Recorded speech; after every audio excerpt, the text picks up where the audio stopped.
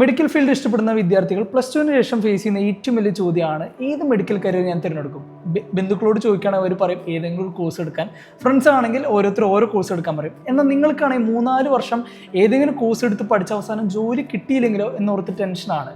അപ്പോൾ നിങ്ങൾ അനാവശ്യമായിട്ടുള്ള ഒരു ഡിസിഷൻ എടുക്കുന്നതിന് മുമ്പ് നമുക്ക് നോക്കാം the truth about medical career. ഇവിടെ പ്രശ്നം എന്താണെന്ന് വെച്ചാൽ മിക്ക സ്റ്റുഡൻസ് ഓരോരുത്തർ പറയണ കേട്ട് ഏതെങ്കിലും ഒരു കോഴ്സ് തിരഞ്ഞെടുക്കും, അല്ലെങ്കിൽ സോഷ്യൽ മീഡിയയിൽ ട്രെൻഡിങ് ആയി കേൾക്കുന്ന ഒരു കോഴ്സ് എടുക്കും.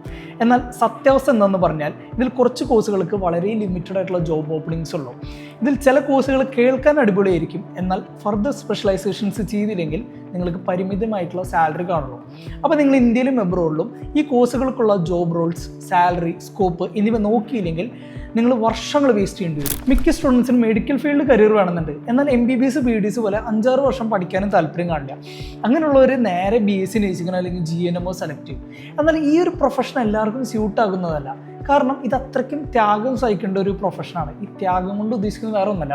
നിങ്ങളൊരു നേഴ്സ് ആകുമ്പോൾ നിങ്ങൾക്ക് ക്രിട്ടിക്കൽ സ്റ്റേജിൽ വർക്ക് ചെയ്യേണ്ടി വരും, ഓവർ ടൈം വർക്ക് ചെയ്യേണ്ടി വരും, നൈറ്റ് ഷിഫ്റ്റ് ഒക്കെ വർക്ക് ചെയ്യേണ്ടി വരും. അപ്പോൾ ഇതിലൊക്കെ നിങ്ങൾ കംഫർട്ടബിൾ ആയിട്ട് വർക്ക് ചെയ്യാൻ പറ്റുകയാണെങ്കിൽ മാത്രമാണ് നേഴ്സിംഗ് സ്യൂട്ട് ആവുള്ളൂ.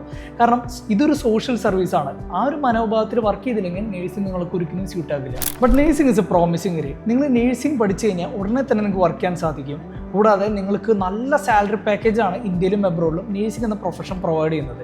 ഇനി നിങ്ങൾക്ക് വിദേശത്ത് PR കിട്ടാൻ, ലൈസൻസ് കിട്ടാൻ, ഇനി ഒരു ജോബ് സെക്യൂരിറ്റി കിട്ടാനും ഏറ്റവും നല്ല ഓപ്ഷൻ എന്ന് പറയുന്നത് നേഴ്സിംഗ് ആണ്. അപ്പോൾ നിങ്ങൾക്ക് 2025 നേഴ്സിംഗും GNMും ചൂസ് ചെയ്യുന്നത് നല്ലൊരു ഓപ്ഷനാണോ എന്ന് ഡൗട്ട് ഉണ്ടെങ്കിൽ ഞാനൊരു ഫുൾ ഡീറ്റെയിൽഡ് വീഡിയോ ഇവിടെ ഡിസ്ക്രിപ്ഷനിൽ കൊടുത്തിട്ടുണ്ട്. Do check it out. ഇനി ചിലവർക്ക് MBBS BDS നേഴ്സിംഗ് ഒന്നും പഠിക്കാൻ താല്പര്യം കാണില്ല. കുറച്ചുകൂടി ഷോർട്ടറും അഫോർഡബിളും പഠിച്ച് തന്നെ ഡയറക്റ്റ്ലി ഹോസ്പിറ്റലിൽ പോയി വർക്ക് ചെയ്യാൻ സാധിക്കുന്ന കോഴ്സുകൾ പഠിക്കാനാണ് അവർക്ക് താല്പര്യം. അങ്ങനെയുള്ളവർക്ക് തിരഞ്ഞെടുക്കാൻ പറ്റിയ കോഴ്സുകളാണ് എലൈഡ് ഹെൽത്ത് ആൻഡ് കോഴ്സസ്. അപ്പോൾ എലൈഡ് ഹെൽത്ത് ആൻഡ് കോഴ്സസിൽ ഏറ്റവും ഡിമാൻഡ് ആയിട്ടുള്ള ഒരു കോഴ്സുകളാണ് physiotherapy, medical laboratory technology, medical imaging technology, operation theatre and anaesthesia technology, cardiac care technology എന്നിവ. അപ്പോൾ ഈ കോഴ്സുകളെ കുറിച്ചിട്ട് ഒരു ഫുൾ ഡീറ്റെയിൽഡ് വീഡിയോ ഞാൻ ഡിസ്ക്രിപ്ഷനിൽ കൊടുത്തിട്ടുണ്ട്. അപ്പോൾ നിങ്ങളത് ഓരോന്നായിട്ട് കാണുകയാണെങ്കിൽ ഇന്ത്യയിലും എബ്രോഡും ഈ കോഴ്സുകൾ പ്രൊവൈഡ് ചെയ്യുന്ന job opportunities, job Rolls, scope, salary എന്നിവ എന്തൊക്കെയാണെന്ന് നിങ്ങൾക്ക് മനസ്സിലാക്കാൻ സാധിക്കും. So do check it out. അപ്പോൾ നിങ്ങൾക്ക് സ്യൂട്ട് ആവുന്ന ഒരു കോഴ്സ് കണ്ടുപിടിച്ചാൽ മാത്രം പോരാ, ആ കോഴ്സ് പഠിക്കാൻ പറ്റിയ നല്ല കോളേജിൽ നിങ്ങൾക്ക് പഠിക്കാൻ സാധിച്ചില്ലെങ്കിൽ പിന്നെ ഇത്രയും നാൾ പഠിച്ചൊക്കെ വേസ്റ്റോ. അപ്പം അങ്ങനെയൊന്നും വരാതിരിക്കാൻ നിങ്ങൾ ശ്രദ്ധിക്കേണ്ട കുറച്ച് കാര്യങ്ങൾ ഞാൻ പറഞ്ഞുതരാം. ഒന്നാമത്തത്, നേഴ്സിംഗ് തിരഞ്ഞെടുക്കുകയാണെങ്കിൽ INC അപ്രൂവൽ ആ കോളേജിനോടോ നോക്കുക. INC എന്ന് പറഞ്ഞാൽ ഇന്ത്യൻ നേഴ്സിംഗ് കൗൺസിൽ. പിന്നെ നിങ്ങൾ നേഴ്സിങ്ങിനോ അല്ലെങ്കിൽ എലൈഡ് ഹെൽത്ത് സയൻസ് കോഴ്സുകൾക്ക് റെക്കഗ്നൈസ്ഡ് ആയിട്ടുള്ള ഹെൽത്ത് സയൻസ് യൂണിവേഴ്സിറ്റിയുടെ അപ്ലിക്കേഷൻ ഉണ്ടോ എന്ന് നോക്കുക. അത് കേരളത്തിലാണെങ്കിൽ Kerala university of health science, ബാംഗ്ലൂരാണെങ്കിൽ Rajiv Gandhi university of health science, തമിഴ്നാടാണെങ്കിൽ MGR university of health science. പിന്നെ നിങ്ങൾ പഠിക്കുന്ന കോളേജിന് സ്വന്തമായിട്ട് ഹോസ്പിറ്റലോ അല്ലെങ്കിൽ പാർട്ട്നേർഡ് ഹോസ്പിറ്റൽ ഉണ്ടോ എന്ന് നോക്കുക. ഏതായാലും കുഴപ്പമില്ല.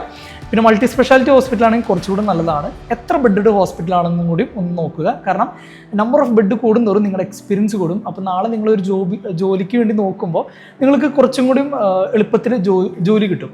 പിന്നെ last and finally placement assistance ആ കോളേജ് പ്രൊവൈഡ് ചെയ്യുന്നുണ്ടോ എന്നും കൂടി നോക്കുക. എനിക്കറിയാം നിങ്ങൾക്ക് ഇനിയും ഏത് മെഡിക്കൽ കരിയർ തിരഞ്ഞെടുക്കുന്ന ഓർത്തിട്ട് ഡൗട്ട് ഉണ്ടെന്ന്. അങ്ങനെയുള്ളവർക്ക് ഞാൻ എൻ്റെ കോൺടാക്ട് നമ്പർ കൊടുത്തിട്ടുണ്ട്. You can contact me any time. അതിൽ അറേഞ്ച് ചെയ്യും 1-to-1 session only for you. അതിനുശേഷം നിങ്ങൾക്ക് സ്യൂട്ട് ആകുന്ന കരിയർ ഞാൻ കണ്ടുപിടിച്ച് തരാം.